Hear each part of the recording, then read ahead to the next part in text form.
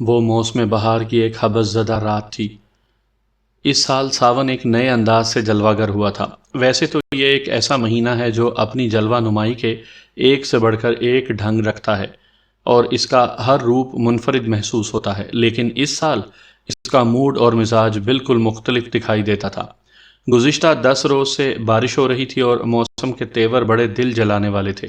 صبح آنکھ کھلتی تو بارش دیکھنے کو ملتی، دن بھر آسمان اپنی آنکھوں کے ذخیرے خالی کرنے میں مصروف رہتا۔ سپہر کے بعد بارش رک جاتی اور سورج نکل آتا۔ شام تک اچھی خاصی گرمی پورے ماحول کو اپنی لپیٹ میں لے لیتی۔ رات کو ایسی حدت اور حبس ہو جاتا کہ سانس لینا دو بھر ہو جاتا۔ مجال تھی جو کسی درخت کا ایک پتا بھی غلطی ہی سے صحیح حرکت کر جائے۔ وہ بھی ایک ایسی ہی حبس زدہ رات تھی۔ میں حوالدار منصور گوندل کے ساتھ اس وقت قصبے کے قبرستان میں موجود تھا۔ ہم گھنی جھاڑیوں کے پیچھے اس طرح چھپے بیٹھے تھے کہ کوئی ہمیں دیکھ نہیں سکتا تھا، جبکہ ہم بآسانی اس قبرستان میں ہونے والی نقل و حرکت کا مشاہدہ کر سکتے تھے۔ ہم دونوں کی نظریں ایک مخصوص قبر پر جمی ہوئی تھیں۔ ہمیں کسی کی آمد کا انتظار تھا۔ جھاڑیوں کے عقب میں اس طرح چھپ کر بیٹھے ہوئے ہمیں لگ بھگ 1 گھنٹہ ہو گیا تھا۔ ہم رات 11 بجے اس کمین گاہ میں پہنچ گئے تھے۔ رات اپنا نصف سفر طے کر کے آگے بڑھ چکی تھی، مگر ابھی تک ہماری مراد پوری نہیں ہوئی تھی اور نہ ہی اس مراد کے برآنے کے آثار دکھائی دیتے تھے۔ ہر گزرتے لمحے کے ساتھ ماحول کی وحشت اور گھٹن میں اضافہ ہو رہا تھا۔ مذکورہ قبرستان کی 3 اطراف تا حد نگاہ کھیتوں کا سلسلہ ہائے دور دراز پھیلا ہوا تھا۔ کچھ عرصہ پہلے گندم کی فصل کاٹی جا چکی تھی، لہٰذا سارے کھیت کھیتی سے خالی پڑے تھے، لیکن 10 روز سے جاری مسلسل بارشوں نے خالی کھیتوں کو لبالب پانی سے بھر دیا تھا۔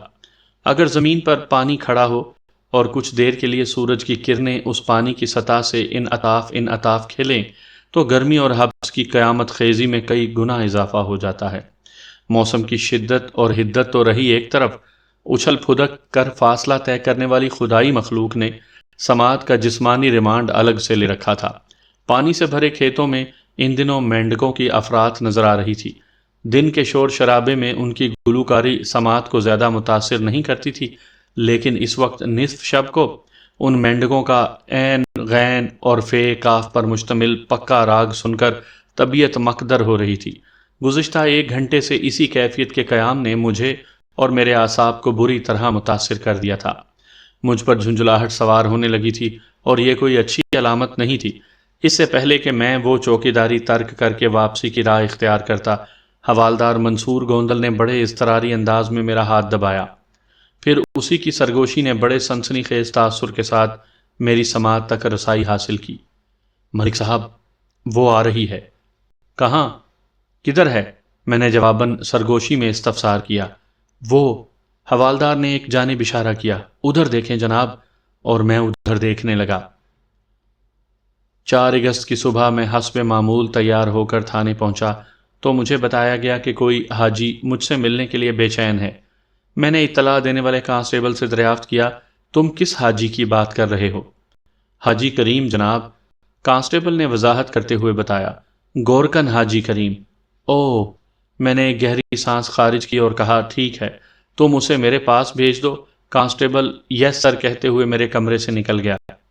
ان دنوں میں قصبہ فتح گڑھ کے تھانے میں تعینات تھا۔ فتح گڑھ خاصا بڑا گنجان آباد قصبہ تھا۔ اس قصبے میں کم و بیش 200 گھر آباد تھے۔ کانسٹیبل نے جس شخص کی آمد کی اطلاع دی تھی وہ اس قصبے سے متصل بڑے قبرستان میں گورکن کی حیثیت سے رہتا تھا۔ اس کی عمر لگ بھگ 50 سال رہی ہوگی۔ میں 3-4 مرتبہ پہلے بھی اس سے مل چکا تھا۔ مجھے اور قصبے والوں کو اس سے کوئی شکایت نہیں تھی۔ اس کا اصل نام عبد الکریم تھا، لیکن پتہ نہیں کیوں اس نے اپنے نام کے ساتھ حاجی کا اضافہ کر رکھا تھا۔ سب لوگ اسے محض حاجی کہہ کر پکارتے تھے، یا زیادہ سے زیادہ حاجی کریم۔ اس بات کی میں نے تصدیق کر لی تھی کہ اس نے زندگی میں کبھی فریضہ حج ادا نہیں کیا تھا۔ اس کے باوجود بھی نام کے ساتھ حاجی کی موجودگی سمجھ میں نہ آنے والی بات تھی۔ میں نے سوچا تھا کبھی فرصت ملی تو میں اس بارے میں اس سے ضرور پوچھوں گا۔ میرے خیال میں ایسا موقع آ گیا تھا۔ حاجی کریم صبح ہی صبح مجھ سے ملنے آیا تو اس کا مطلب یہی تھا کہ کوئی خاص بات ہے۔ میں اس کے بارے میں سوچ ہی رہا تھا کہ وہ میرے کمرے کے دروازے میں نمودار ہوا اور مجھ پر نگاہ پڑتے ہی ٹھٹک کر رک گیا۔ اس کے چہرے پر ایسے تاثرات سجے تھے جیسے وہ کمرے میں قدم رکھنے سے قبل مجھ سے اجازت کا خواہاں ہو۔ میں نے بڑی رسانیت سے کہا، آ جاؤ عبد الکریم۔ میری اجازت پا کر وہ اندر داخل ہوا، پھر میرے اشارے کی تقلید کرتے ہوئے میرے سامنے ایک چوبی کرسی پر بیٹھ گیا۔ اس کا لباس اچھا خاصا بھیگا ہوا تھا۔ بوندا باندی کا سلسلہ صبح سے جاری تھا، تاہم بارش نے ابھی تک زور نہیں پکڑا تھا۔ میں حاجی کریم کی جانب متوجہ ہو گیا۔ کریم ایک دراز قامت اور صحت مند شخص تھا، رنگت گندمی اور قوا مضبوط۔ اس کے سر پر بال آدھے سے زیادہ ابدی رخصت پا چکے تھے، باقی ماندہ بالوں میں وہ ہر وقت کوئی تیل چپڑے رہتا تھا۔ غالب امکان یہی تھا کہ وہ ناراض وقت کو منانے کے لیے کوئی ٹوٹکا آزما رہا ہے۔ میں نے اس کی آنکھوں میں دیکھتے ہوئے استفسار کیا، کیا بات ہے کریم؟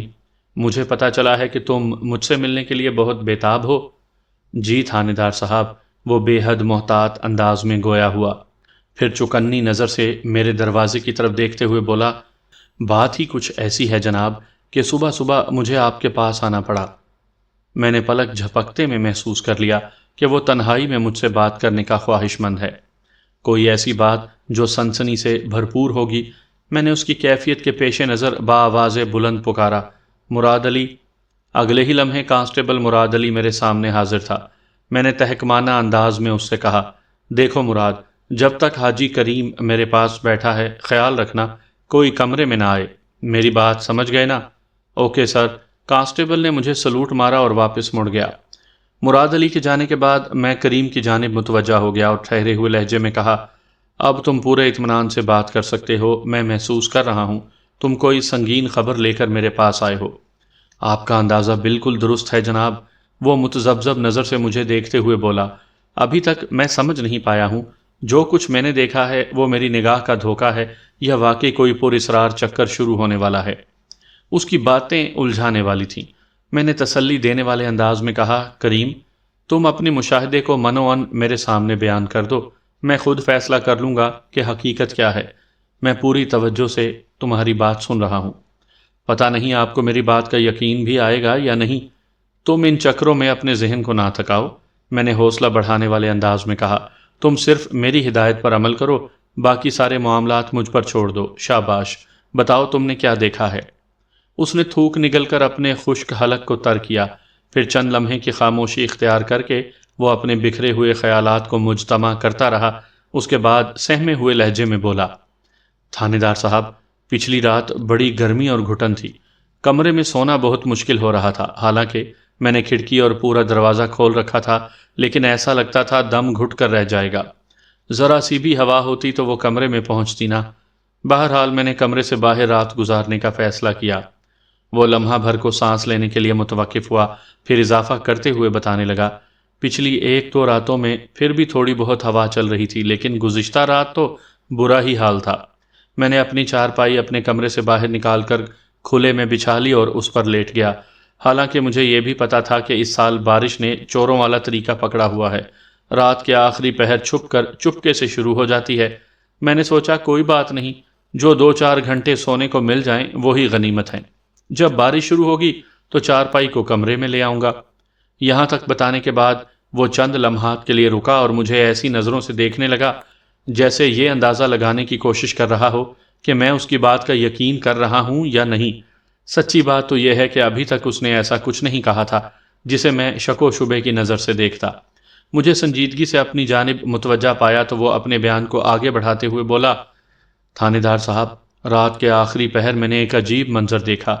ایک حسین و جمیل عورت بال کھولے قبرستان میں داخل ہوتی ہے۔ اس نے اپنے ہاتھوں میں کوئی شے اٹھا رکھی ہے۔ وہ قبرستان کی شمالی سمت سے اندر آتی ہے اور دھیرے دھیرے آگے بڑھتی ہے۔ جلد ہی میں نے محسوس کر لیا کہ اس نے اپنی باہوں میں کوئی ننھا منا بچہ اٹھا رکھا ہے۔ رات کے آخری لمحات میں کوئی بچہ اٹھائے کسی عورت کا یوں قبرستان میں داخل ہونا عجیب ہی نہیں بلکہ حیران کن بات تھی۔ میرا ذہن الجھ کر رہ گیا۔ سچی بات تو یہ ہے کہ میں ڈر گیا تھا۔ مجھے یوں محسوس ہوا کہ جیسے وہ کوئی عورت نہیں بلکہ خوبصورت عورت کے روپ میں کوئی چڑیل وغیرہ ہو۔ میں نے یک بہ یک آنکھیں بند کر لیں۔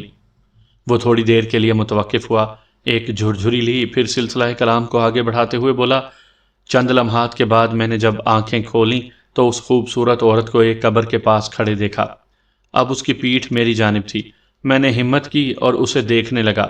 وہ با آہستگی مذکورہ قبر کے نزدیک بیٹھ گئی اور اپنے ہاتھوں سے قبر کے ساتھ کسی کارروائی میں مصروف ہو گئی۔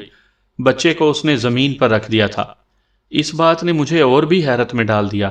ایک لمحے کے لیے میرے ذہن میں خیال آیا کہ وہ اپنے ساتھ لائے ہوئے بچے کو اس قبر میں دفن کرنے کا ارادہ رکھتی ہے۔ اس سنسنی خیز خیال نے مجھے جھنجھوڑ کر رکھ دیا۔ میں کسی غیبی قوت کے زیر اثر فوراً حرکت میں آیا اور محتاط قدموں سے اس کی جانب بڑھنے لگا۔ میرے اندازے کے مطابق اس سے پہلے کہ وہ عورت معصوم بچے کو قبر میں ڈالتی، مجھے اس حرکت سے اسے روکنا تھا۔ میں سانس روکے بڑی احتیاط سے اس کی جانب بڑھ رہا تھا کہ سب کچھ گڑبڑا کر رہ گیا۔ شاید اسے میری پیش قدمی کا احساس ہو گیا تھا۔ وہ تیزی سے اٹھی اور تقریباً دوڑتے قدموں سے اسی جانب بڑھنے لگی جدھر سے آئی تھی۔ واپسی میں مجھے وہ ننھا منھا بچہ نظر نہ آ سکا۔ اس کا ایک ہی مطلب تھا، اس عورت نے بچے کو قبرستان میں دفن کر دیا تھا۔ اس خیال کی سنگینی نے مجھے ہر احتیاط سے بے نیاز ہو کر بھاگنے پر مجبور کر دیا۔ مجھے پہلی فرصت میں اس عورت کو پکڑنا تھا جو تیزی سے قبرستان سے باہر نکلتی جا رہی تھی۔ میں نے اندھا دھند اس کے تعاقب میں دوڑ لگا دی، پھر ایک انہونی ہو گئی۔ وہ ڈرامائی انداز اختیار کر کے دوبارہ بلکہ سہبارہ بڑی عجیب سی نظر سے مجھے تکنے لگا۔ میں نے اس کی بیان کردہ کہانی پر کوئی تائیدی یا تنقیدی رد عمل ظاہر نہ کیا تو وہ اپنی ادھوری بات کو مکمل کرتے ہوئے بتانے لگا۔ اچانک مجھے کسی شے سے ٹھوکر لگی اور میں منہ کے بل زمین پر جا گرا۔ پھر اس سے پہلے کہ میں اٹھ کر دوبارہ اس عورت کے عقب میں دوڑ لگاتا، میری آنکھ کھل گئی۔ اوہ! میں نے خفگی آمیز انداز میں حاجی کریم کی جانب دیکھا اور کڑے لہجے میں دریافت کیا، تو تم صبح صبح مجھے اپنا خواب سنانے آئے ہو؟ یہ صرف خواب نہیں، اس سے آگے بڑھ کر بہت کچھ ہے، وہ گہری سنجیدگی سے بولا۔ آپ سے میری درخواست ہے، پہلے آپ میری پوری بات سن لیں، پھر آپ کا جو دل چاہے کریں۔ میں نے قدرے بیزاری سے کہا، ٹھیک ہے، بولتے جاؤ، میں سن رہا ہوں۔ جناب، میری آنکھ بارش کی وجہ سے کھلی تھی، وہ سلسلہ بیان کو جاری رکھتے ہوئے بولا۔ جیسا کہ میں نے آپ کو بتایا ہے، رات کو میں نے سونے کے لیے اپنی چارپائی کھلے میں بچھا لی تھی۔ جب بارش شروع ہوئی تو میری آنکھ کھل گئی۔ میری آنکھ ایسے موقع پر کھلی تھی جب میں خواب کے انتہائی سنسنی خیز موڑ پر تھا۔ میرے ذہن میں وہ منظر تازہ تھا جب میں نے اس پر اسرار عورت کو قبرستان سے فرار ہوتے دیکھا تھا۔ مجھے یوں محسوس ہوا کہ میں نے خواب میں جو کچھ دیکھا ہے وہ ایک حقیقت ہے۔ قدرت نے خواب کے ذریعے مجھے خبردار کیا ہے کہ میں فی الفور اس قبرستان میں ہونے والی کسی غیر قانونی سرگرمی کا جائزہ لوں۔ اس احساس کے ساتھ ہی میں نے چارپائی کو وہیں بارش میں پڑا بھیگنے دیا اور خود تیز قدموں سے قبرستان کے شمالی حصے کی طرف بڑھنے لگا۔ وہ ایک مرتبہ پھر سانس ہموار کرنے کے لیے تھما، پھر اپنی بات کو جاری رکھتے ہوئے بولا، جناب، آپ نے دیکھا ہوگا کہ میرا کمرہ قبرستان کے جنوبی حصے میں ہے، جبکہ میں نے اس عورت کو جس قبر کے ساتھ مصروف عمل دیکھا تھا وہ شمالی حصے میں ہے۔ آپ کو یہ بات بھی معلوم ہے کہ یہ قبرستان دراصل ایک ٹیلے پر واقع ہے۔ یوں محسوس ہوتا ہے یہ ایک چھوٹی سی پہاڑی ہو جس پر چھوٹی بڑی قبریں چن دی گئی ہوں۔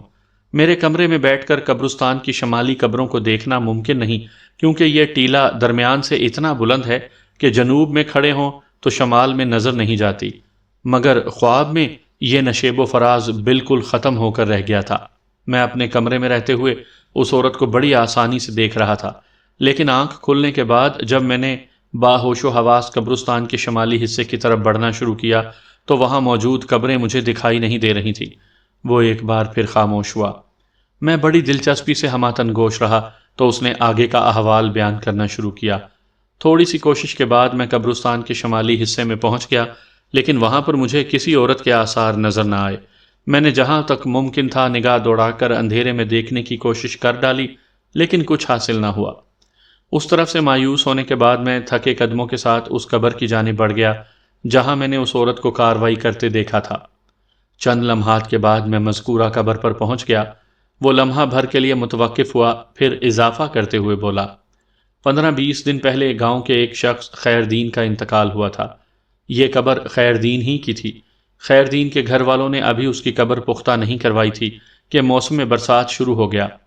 برستی بارش میں تعمیر کا کام شروع کرنا سراسر حماقت ہوتی ہے، لہٰذا فی الحال انہوں نے اپنا ارادہ ترک کر دیا تھا۔ تاہم بارش کے اثرات سے بچنے کے لیے خیردین کے گھر والوں نے اس کی قبر پر ترپال کا ایک ٹکڑا ڈال دیا تھا۔ میں جب مذکورہ قبر کے پاس پہنچا تو یہ دیکھ کر حیران رہ گیا، وہ ترپال قبر کے اوپر سے ہٹا ہوا تھا۔ میں نے اندھیرے میں قبر کے چاروں جانب نگاہ دوڑائی، لیکن ننھا منھا بچہ مجھے کہیں نظر نہ آیا۔ میرے ذہن میں اس خطرناک سوال نے سر ابھارا، کیا وہ عورت بچے کو اس قبر میں دفن کرنے کے بعد قبرستان سے فرار ہوئی ہے؟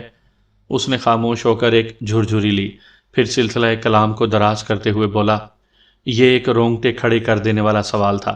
میں اکڑو بیٹھ کر بغور اس قبر کا جائزہ لینے لگا، پھر ساری صورتحال مجھ پر عیاں ہو گئی۔ قبر کی حالت نے مجھے بتا دیا کہ اس کے ساتھ کوئی گڑبڑ کی گئی ہے۔ اگرچہ وہاں اندھیرا تھا، لیکن تھانے دار صاحب، میری پوری زندگی اسی قبرستان میں گزری ہے۔ یہاں کے چپے چپے کو میں آنکھیں بند کر کے بھی پہچان سکتا ہوں۔ اندھیرا کیا حیثیت رکھتا ہے؟ میں الٹے قدموں اپنے کمرے کی طرف آ گیا۔ اتنا کہہ کر وہ خاموش ہوا تو میں حاجی کریم اور اس کے بیان کردہ سنسنی خیز واقعے پر غور کرنے لگا۔ اس انکشاف نے میرے رگو پے میں ایک سنسناہٹ سی دوڑا دی تھی کہ کوئی حسین و جمیل عورت کسی ننھے منھے بچے کو ایک قبر میں دفن کر کے بڑے پر اسرار انداز میں وہاں سے غائب ہو گئی تھی۔ مذکورہ عورت کے حسن و جمال اور خوبصورتی کے بارے میں گورکن نے مجھے بتایا تھا، اور اس نے یہ سب کچھ خواب میں دیکھا تھا، ورنہ رات کی تاریکی میں اتنے فاصلے سے کسی پپل اور کیکر کے درخت میں تمیز کرنا ممکن نہیں، کجا یہ کہ کسی عورت کے جوبن اور رونائی کا مشاہدہ کر لیا جاتا۔ پر قبرستان کا شمال، جنوب، مشرق، مغرب نشیبی حصے تھے، اور اس کا وسط کسی چھوٹی پہاڑی کے مانند سر اٹھائے کھڑا تھا، لہٰذا شمال سے جنوب میں یا مشرق سے مغرب میں دیکھنا ناممکنات میں سے تھا۔ مجھے منتظر پا کر عبد الکریم اپنے بیان کو اختتام کی طرف لاتے ہوئے بولا، میں نے اپنی بھیگی ہوئی چارپائی اور سرہانے کو کمرے کے اندر پہنچایا اور اسی عجیب و غریب واقعے کے بارے میں غور کرنے لگا۔ ایسا منظر میں نے اپنی پوری زندگی میں پہلے کبھی نہیں دیکھا تھا، نہ تو خواب میں اور نہ ہی جاگتی آنکھوں سے۔ رات کا باقی حصہ میں نے یہی سوچتے ہوئے گزار دیا کہ یا الہی، یہ کیا ماجرا ہے؟ میں جس قدر سوچتا جا رہا تھا، میرا ذہن الجھ رہا تھا۔ اسی سوچ بچار میں صبح ہو گئی اور میں پھر آپ کے پاس آ گیا۔ اس نے ایک طویل سانس خارج کی اور خاموش ہو کر سوالیہ نظر سے مجھے تکنے لگا۔ میں نے پوری توجہ سے اس کی بیان کردہ کہانی سنی تھی۔ جہاں تک اس کے خواب کا تعلق تھا تو میرے خیال میں یہ قدرت کی طرف سے اس کے لیے ایک اشارہ تھا کہ وہ قبرستان میں ہونے والی اس کارروائی سے باخبر ہو جائے۔ خاص طور پر اس نے یہ خواب رات کے آخری حصے میں دیکھا تھا۔ ان لمحات میں دیکھے گئے اکثر خواب سچے ہوتے ہیں۔ حاجی کریم کا خواب تو اتنا درست اور برمحل تھا کہ اسے اس خواب کی تعبیر معلوم کرنے کے لیے کہیں آنے جانے کی ضرورت بھی نہیں پڑی تھی۔ آنکھ کھلتے ہی تعبیر عملی شکل میں اس کے سامنے آ گئی تھی۔ ایک بات ذہن میں رہے کہ میں نے ابھی جو تجزیہ پیش کیا ہے، اس کا انحصار گورکن کے بیان کی سچائی پر ہے۔ اگر حاجی کریم نے مجھ سے کوئی غلط بیانی نہیں کی تھی تو پھر وہی نتیجہ برآمد ہوتا تھا جو میں نے بیان کیا ہے، بصورت دیگر کچھ بھی ہو سکتا تھا۔ میں چند لمحات تک ٹٹولتی ہوئی نظروں سے اپنے سامنے بیٹھے حاجی کریم کو دیکھتا رہا، پھر ٹھہرے ہوئے لہجے میں اس سے استفسار کیا، حاجی، کیا تھانے آنے سے پہلے تم نے اس قبر کا دوبارہ جائزہ لیا تھا جہاں رات خواب میں تم نے اس عورت کو کسی پر اسرار کارروائی میں مصروف دیکھا تھا؟ میرا مطلب ہے صبح کی روشنی میں۔ اس نے اس بات میں سر ہلایا اور جواب دیا، جی تھانے دار صاحب، میں ابھی وہیں سے آ رہا ہوں۔ میں نے جس ترپال کا ذکر کیا ہے وہ قبر پر سے ہٹا ہوا ہے، اور اس قبر کی حالت بھی یہی بتاتی ہے کہ اسے کھولنے کے بعد دوبارہ بند کیا گیا ہے۔ اگر آپ کو میری بات کا یقین نہ آ رہا ہو تو چل کر اپنی آنکھوں سے دیکھ لیں۔ وہ تو میں دیکھوں گا ہی، میں نے سوچ میں ڈوبے ہوئے لہجے میں کہا، لیکن پہلے تمہاری طرف سے تسلی تو کر لوں۔ کیسی تسلی تھانے دار صاحب؟ وہ الجھن زدہ انداز میں مجھے دیکھنے لگا۔ میں نے اس کی آنکھوں میں جھانکتے ہوئے گمبھیر لہجے میں کہا، حاجی کریم، میں خوابوں اور ان کی تعبیروں پر یقین رکھتا ہوں۔ تم نے جو خواب دیکھا اس کی تعبیر بھی فوراً تمہارے سامنے آ گئی، لیکن ایک بات کو ذہن میں رکھنا کہ اس کے ساتھ ہی میں ایک سخت گیر تھانے دار بھی ہوں۔ تفتیش و تحقیق کے سلسلے میں میں ذرا بھی رو رعایت کا قائل نہیں ہوں۔ میں لمحے بھر کے لیے متوقف ہوا، پھر اضافہ کرتے ہوئے کہا، تمہاری طرف سے تسلی کرنے سے میری مراد یہ ہے کہ مجھے یہ فیصلہ کرنا ہوگا کہ تم نے یہ کہانی سناتے ہوئے کسی دروغ گوئی سے کام تو نہیں لیا۔ میں آپ سے جھوٹ کیوں بولوں گا جناب؟ اس کے لہجے میں ہلکا سا احتجاج بھی شامل تھا۔ میں نے جو کچھ دیکھا، جو کچھ محسوس کیا، وہ آپ کو بتا دیا ہے۔ آگے آپ کی مرضی ہے، میری بات پر یقین کریں یا نہ کریں۔ میں تمہاری بات پر یقین کر رہا ہوں، اسی لیے تم سے کھل کر یہ کہا ہے، میں نے بدستور گمبھیر انداز میں کہا۔ میری نظر میں اب تک تمہارا ریکارڈ بالکل صاف ہے، گاؤں والوں کو بھی تم سے کوئی شکایت نہیں، اسی بنا پر مجھے تم پر بھروسہ ہے کہ تم نے مجھ سے کوئی غلط بیانی نہیں کی ہوگی، لیکن اگر میں تم پر اعتماد کرنے میں کوئی غلطی کر رہا ہوں تو اس کے خطرناک نتائج کا تم اندازہ لگا سکتے ہو۔ میں نے تھوڑا توقف کیا، پھر خاصے سنگین لہجے میں کہا، اگر کسی موقع یا کسی مرحلے میں یہ بات سامنے آئی کہ تم نے اپنے بیان میں کوئی گڑبڑ کی ہے تو میں تمہارے ساتھ جو سلوک کروں گا اس کا تم تصور بھی نہیں کر سکتے۔ انشاءاللہ ایسا کبھی نہیں ہوگا، وہ پورے یقین سے بولا۔ ہاں، میں نے پرمعنی انداز میں گردن ہلائی، ایسا نہ ہی ہو تو اچھا ہے۔ حاجی کریم نے پوچھا، تھانے دار صاحب آپ میرے ساتھ قبرستان چل رہے ہیں نا؟ ہاں، قبرستان جا کر خیر دین کی قبر کا جائزہ لینا بہت ضروری ہے، میں نے سر کو اثباتی جنبش دیتے ہوئے کہا۔ تم باہر جا کر بیٹھو، ہم تھوڑی دیر میں نکلتے ہیں۔ وہ میرا شکریہ ادا کرتے ہوئے کمرے سے نکل گیا۔ میں نے کانسٹیبل مراد علی کو مخاطب کرتے ہوئے بآواز بلند کہا، اے ایس آئی صاحب کو میرے پاس بھیج دو۔ اگلے ہی لمحے A S I Iftikhar Bajwa میرے کمرے میں داخل ہوا۔ سامعین کرام، آپ سن رہے ہیں ملک صفدر حیات کی تفتیشی داستانوں میں سے ایک دلچسپ داستان جس کا نام ہے غلط کار۔ یہ اس سلسلے کی پہلی قسط ہے۔ مجھے امید ہے آپ کو میری یہ کاوش پسند آئے گی۔ آپ نے اگر ابھی تک میرا چینل کہانی گھر سبسکرائب نہیں کیا تو ابھی میرے چینل کو سبسکرائب کر کے بیل نوٹیفیکیشن آن کر لیجئے تاکہ آنے والی ہر نئی کہانی کی اطلاع بر وقت آپ تک پہنچ سکے۔ وہ بڑے سنسنی خیز لمحات تھے۔ تھوڑی دیر پہلے میں خاصا مایوس ہو چکا تھا۔ مجھے یوں محسوس ہونے لگا تھا کہ آدھی رات کو گھنٹہ ڈیڑھ گھنٹہ قبرستان میں گزار کر ہم نے محض جھک ماری تھی۔ ہم جس نامعلوم عورت کے انتظار میں وہاں بیٹھے تھے شاید اسے ہماری اس پہرے داری کا پتہ چل گیا ہے، لہٰذا کم از کم آج کی رات تو وہ ادھر کا رخ نہیں کرے گی، اور یہ بھی ہو سکتا تھا کہ گورکن حاجی کریم نے ہی غلط بیانی سے کام لیا ہو اور اس دروغ گوئی کے پیچھے اس کا اپنا کوئی گہرا مقصد چھپا ہوا ہو۔ کچھ بھی ہو سکتا تھا، اور یہ کچھ بھی چونکہ واضح نہیں تھا لہٰذا مجھے الجھن میں ڈال رہا تھا۔ میری بوریت جھنجھلاہٹ میں بدل چکی تھی اور میں اس جاسوسی کو خیر باد کہنے ہی والا تھا کہ حوالدار کی سنسنی خیز سرگوشی نے میرے اندر زندگی کی نئی لہر دوڑا دی۔ اس کی اطلاع موسم خزاں میں بہار کی کسی تازہ جھونکے کی مانند تھی۔ میں اس کے اشارے کی تقلید میں قبرستان کے شمالی حصے کی طرف دیکھنے لگا تھا۔ واقعی وہ اس جانب سے قبرستان میں داخل ہو رہی تھی۔ اس کے بال کھلے ہوئے تھے اور وہ آہستگی قدم اٹھاتے ہوئے آگے بڑھ رہی تھی۔ اس کی سبک خرامی سے یوں محسوس ہوتا تھا جیسے وہ زمین پر چل نہ رہی ہو بلکہ ہوا میں تیرتے ہوئے پیش قدمی کر رہی ہو۔ وہ ایک مبہوت کر دینے والا منظر تھا۔ رات کی تاریکی میں اسے دیکھ لیے جانے کا سب سے بڑا سبب اس کا لباس تھا۔ وہ اس وقت مکمل طور پر سفید لباس میں تھی۔ حاجی کریم نے بھی خواب میں اسے اسی سفید لباس میں دیکھا تھا۔ وہ کھلی آنکھوں سے اس پر اسرار اور معمہ عورت کو دیکھنے کا شرف حاصل نہ کر سکا تھا کیونکہ بیدار ہونے کے بعد جب تک وہ مذکورہ قبر یا قبرستان کے متعلقہ حصے میں پہنچتا وہ نگاہ سے اوجھل ہو چکی تھی، مگر ہم دونوں اسے کھلی آنکھوں سے دیکھ رہے تھے۔ وہ فوراً حوالدار کی نظر میں یوں بھی آ گئی تھی کہ ہم اسی کے انتظار میں نظر جمائے وہاں بیٹھے تھے۔ ہم نے جن گنجان جھاڑیوں میں پوزیشن سنبھال رکھی تھی وہ قبرستان کے مغربی حصے میں واقع تھیں، جبکہ اس عورت نے شمالی سمت سے انٹری دی تھی۔ ایک خاص زاویے پر موجود ہونے کے سبب ہمیں وہ مقام واضح طور پر دکھائی دے رہا تھا جہاں سے اس عورت کو قبرستان میں داخل ہونا تھا، اور وہ ہماری عین توقع کے مطابق وہیں سے وارد ہوئی تھی۔ ہم سانس روکے یک ٹک اسے دیکھ رہے تھے۔ وہ محتاط روی سے آہستگی قدم قدم آگے بڑھ رہی تھی۔ جس قبر کے بارے میں حاجی کریم نے بتایا تھا وہ ایک حساب سے شمالی داخلی مقام اور ان جھاڑیوں کے درمیان واقع تھی جہاں ہم گھات لگائے بیٹھے تھے۔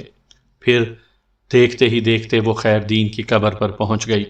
حوالدار منصور گوندل نے اپنا منہ میرے کان کے قریب لاتے ہوئے سرگوشی کی، ملک صاحب، میرا خیال ہے ہمیں حرکت میں آ جانا چاہیے، لیکن فی الحال میرا ایسا کوئی خیال نہیں، میں نے بھی جواباً سرگوشی میں کہا۔ وہ تشویش بھرے لہجے میں بولا، اگر ہم نے دیر کر دی تو کہیں وہ غائب۔ ایسا کچھ نہیں ہوگا گوندل صاحب، میں نے اس کی بات پوری ہونے سے پہلے ہی کہہ دیا۔ وہ اس وقت تک واپس نہیں جائے گی جب تک وہ سب کچھ کر نہ لے جس کے بارے میں کریم نے ہمیں بتایا ہے۔ حوالدار منصور گوندل نے خاموشی اختیار کر لی۔ حاجی کریم نے دوسری رات یعنی 5 اگست کی رات کو بھی اس عورت کی جھلک دیکھی تھی، لیکن اس مرتبہ خواب بیچ میں کہیں موجود نہیں تھا۔ اس نے وہ منظر گزشتہ رات کھلی آنکھوں سے انہی جھاڑیوں میں چھپ کر دیکھا تھا۔ وہ میری ہدایت کے مطابق گزشتہ رات قبرستان کے اس حصے کی خفیہ نگرانی کر رہا تھا کہ آدھی رات کے بعد وہ عورت ایک بار پھر وہاں وارد ہوئی تھی۔ وہ خیر دین کی قبر کے پاس آ کر بیٹھ گئی تھی۔ حاجی کریم کے بیان کے مطابق اس عورت نے اپنے ساتھ لائے ہوئے ایک تھیلے میں سے کچھ برآمد کیا تھا۔ بعد میں اسے پتہ چلا کہ وہ اگربتیوں والا پیکٹ تھا۔ اس نے ماچس کی مدد سے چند اگربتیوں کو سلگا کر مذکورہ قبر پر لگا دیا تھا، پھر ایک ڈبے میں سے کچھ نکال کر وہ قبر پر چھڑکنے لگی تھی۔ اس منظر نے حاجی کریم کو مبہوت کر دیا تھا۔ وہاں اس عورت کی حرکات و سکنات میں اس قدر محو ہوا کہ اسے مطلق پتہ نہ چلا کہ وہ کب وہاں سے رخصت ہو گئی تھی۔ ایسا محسوس ہوتا تھا اس پر اسرار عورت نے حاجی پر کوئی طلسم پھونک دیا ہو۔ اگلے روز یعنی آج صبح وہ ایک مرتبہ پھر تھانے میں میرے سامنے بیٹھا گزشتہ رات کی سحر انگیز کتھا سنا رہا تھا۔ اس کی دلچسپ اور سنسنی خیز کہانی سن کر میں نے فیصلہ کیا تھا کہ آج کی رات میں بنفس نفیس اس قبرستان میں پہرا دوں گا اور دیکھوں گا وہ سفید لبادے والی کون سا جادو جانتی ہے، اور میں اسی سلسلے میں اس وقت حوالدار منصور گوندل کے ہمراہ وہاں موجود تھا۔ خیر دین کی قبر پر پہنچنے کے بعد وہ زمین پر بیٹھ گئی۔ اس نے تھیلے میں سے ٹٹول کر کچھ نکالا اور اس کے ساتھ مصروف ہو گئی۔ حاجی کریم کے مطابق اسے اگربتیاں سلگا کر خیر دین کی قبر پر لگانا تھی۔ اس کے بعد اپنے ساتھ لائے ہوئے ایک ڈبے میں سے کچھ نکال کر مذکورہ قبر پر چھڑکنا تھا۔ میں پوری توجہ سے اس کی کارکردگی کا جائزہ لینے لگا۔ جب اس عورت نے ماچس جلائی تو ظاہر ہے روشنی پیدا ہوئی۔ اس نے ایک ہاتھ میں ماچس کی جلتی ہوئی تیلی تھام رکھی تھی اور دوسرے ہاتھ میں یقیناً اگربتیاں ہوں گی۔ دیا سلائی کی مخصوص اور محدود روشنی عورت کے چہرے پر بھی پڑ رہی تھی۔ میں اس کے دھندلے دھندلے نقش و نگار دیکھنے میں کامیاب ہو گیا۔ اس نظارے نے میرے ذہن کو جھنجھوڑ کر رکھ دیا۔ اگر میری نگاہیں دھوکہ نہیں کھا رہی تھیں تو میں نے اس عورت کو پہچان لیا تھا۔ اچھا تو یہ تم ہو؟ بے ساختہ میرے ہونٹوں سے پھسل گیا۔ حوالدار نے اسی لمحے حیرت بھری سرگوشی کی۔ تم کون؟ شش! میں نے ہونٹوں پر انگلی رکھ کر اسے خاموش رہنے کا اشارہ کر دیا۔ افتخار باجوہ کو قطعاً کوئی اندازہ نہیں تھا کہ میں نے اسے اپنے پاس کیوں بلایا ہے۔ وہ کمرے میں داخل ہوا تو میں نے مختصر الفاظ میں اسے صورتحال کے بارے میں بتایا۔ اس نے پوری توجہ سے میری بات سنی اور میرے خاموش ہونے پر اس نے کہا، ملک صاحب لگتا ہے حاجی کریم کا دماغ خراب ہو گیا ہے۔ پہلے مجھے بھی یہی لگا تھا، میں نے گہری سنجیدگی سے کہا۔ وہ بے اعتباری سے بولا، بھلا ایسے کیسے ہو سکتا ہے جناب؟ نہیں ہو سکتا نا؟ ٹھیک ہے، میں نے ٹھہرے ہوئے لہجے میں کہا، لیکن ہم بغیر کسی کارروائی کے حاجی کریم کے بیان کو جھٹلا نہیں سکتے۔ ایک شخص شکایت یا فریاد لے کر ہمارے پاس آیا ہے، لہٰذا قانونی کارروائی لازمی ہے، کیونکہ ہم باتیں کرنے کے لیے یہ تھانہ سجائے یہاں نہیں بیٹھے، ہم لوگوں کے مسائل حل کرنے کے لیے یہاں تعینات ہیں۔ اس تھانے کی حدود میں جو بھی گاؤں دیہات اور چک وغیرہ آتے ہیں، وہاں کے رہائشیوں کو پیش آنے والی مشکلات کا مداوع ہم نہیں کریں گے تو پھر کون کرے گا؟ میں لمحے بھر کو سانس لینے کے لیے متوقف ہوا، پھر اضافہ کرتے ہوئے بولا، حاجی عبدالکریم المعروف باحاجی گورکر نے مجھے جو کہانی سنائی ہے اس میں بعض باتیں ایسی ہیں جنہیں چیک کر کے ہم اس کے بیان کی تصدیق کر سکتے ہیں۔ مثلاً اس کا کہنا ہے کہ خیر دین کی قبر کو کھولنے کے بعد دوبارہ بند کیا گیا ہے۔ ازیں علاوہ قبر پر ڈالا ہوا ترپال بھی اپنی جگہ سے ہٹا ہوا ہے۔ پھر حاجی کا خیال ہے کہ اس عورت نے کسی معصوم بچے کو اس قبر میں دفن کیا ہے۔ یہ ساری باتیں ایسی ہیں جنہیں ہم بآسانی چیک کر سکتے ہیں، بس قبرستان میں پہنچنا شرط ہے۔ اور میں نے تمہیں اس لیے اپنے پاس بلایا ہے کہ ہم دونوں حاجی کریم کے ساتھ قبرستان پہنچیں گے۔ میری بات سمجھ رہے ہو نا؟ اس نے جلدی سے اس بات میں گردن ہلائی اور مضبوط لہجے میں کہنے لگا، ملک صاحب میں بڑی اچھی طرح سمجھ گیا ہوں آپ کیا کرنا چاہتے ہیں، اور مجھے اس بات کی بھی بے حد خوشی ہے کہ آپ نے اس مشن کے لیے میرا انتخاب کیا ہے۔ آپ کے ساتھ فیلڈ میں کام کرتے ہوئے بہت کچھ سیکھنے اور سمجھنے کا موقع ملتا ہے۔ آپ صحیح معنوں میں محکمہ پولیس کے فیلڈ مارشل ہیں۔ وہ سچے دل سے میری تعریف کر رہا تھا۔ ظاہر ہے تعریف کسے اچھی نہیں لگتی، مجھے بھی بہت اچھی لگ رہی تھی، لیکن اس تعریف کے بارے میں بڑے بوڑھے بڑے واضح الفاظ میں یہ کہہ گئے ہیں کہ اس سے بہت محتاط رہنے کی کوشش کرنی چاہیے۔ جب کوئی آپ کی تعریف کرے تو یہ نہیں سمجھنا کہ آپ واقعی ویسے ہیں جیسا تعریف کرنے والا آپ کو سمجھ رہا ہے، کیونکہ ایسا سمجھنے سے عموماً دماغ خراب ہو جاتا ہے۔ اس کے بدلے یہ کوشش کرنی چاہیے کہ آپ کو جیسا سمجھا جا رہا ہے ویسا ہی اچھا ثابت بھی ہوتے رہیں۔ اس صحیح میں دماغ اس قدر مصروف ہو جاتا ہے کہ اسے خراب ہونے کا ہوش ہی نہیں رہتا، اور آپ اپنے ٹائٹل کا دفاع کرنے میں کامران رہتے ہیں۔ میں نے A S I Iftikhar Bajwa کے تعریفی کلمات کو نظر انداز کرتے ہوئے کہا، اگر تم میری پلاننگ سے اتفاق کرتے ہو تو فوراً قبرستان جانے کی تیاری کرو۔ ابھی بارش نے زور نہیں پکڑا، میرا خیال ہے چھتریوں کے سائے تلے ہم یہ مشن سر کر آئیں گے۔ اوکے سر، اس نے حکم بجا لانے والے انداز میں کہا، پھر قدرے ہچکچاہٹ آمیز انداز میں بولا، میرے ذہن میں ایک بات آ رہی ہے ملک صاحب۔